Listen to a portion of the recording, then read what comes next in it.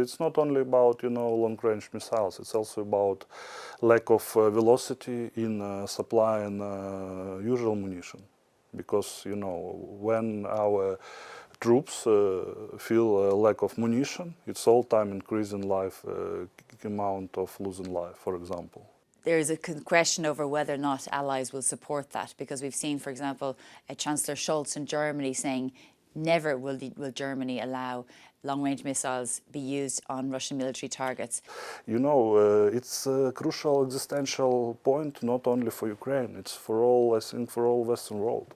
Because next will be, if Ukraine will not defeat, next will be Balkan countries, next will be, northern countries, next will be some situation in Asia and South and Eastern Asia.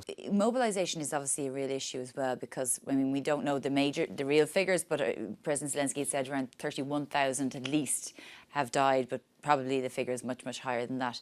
And then the issue is that you're not recruiting as fast as you were at the start of the war. So how are you going to deal with that, particularly when you are still trying to constantly get more support from your allies? Before starting of new mobilization law, we all time had a problem with rotation inside army, and some guys should to stay in trenches for more than 2 years. It's impossible, But other guys for these 2 years sat on the background and do something, but by the condition of health and of age, they can be in trenches. But why inside army we have this injustice? How do you plan to deal with the resistance from some countries for Ukrainian membership?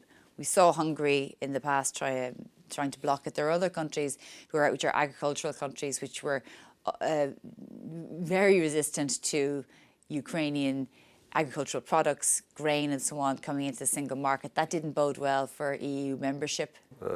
We worked with Hungary, for example, very, very hard and very, very deep, and national communities to be more close to European framework, but on the other hand to give Hungarian community, not only for them, for all our more than 60 national minorities, but especially for this 100 Romanian friends to give them more better conditions. We work on that.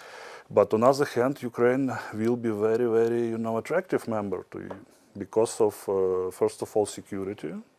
Ukraine will have more troops than all EU have together. We will have a very huge level of development of military production, military tech production. It will be part of European defense cluster. Okay, Oleksandr Korniyenko, First Deputy Chair of the Rada of Ukraine, thank you very much for joining us on the Europe Conversation. Thank you.